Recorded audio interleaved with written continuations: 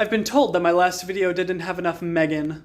And so, here you go, more Megan. As said before, Megan is a Maine Coon cat. She is very pretty, but unfortunately, she suffers from hyperthyroidism.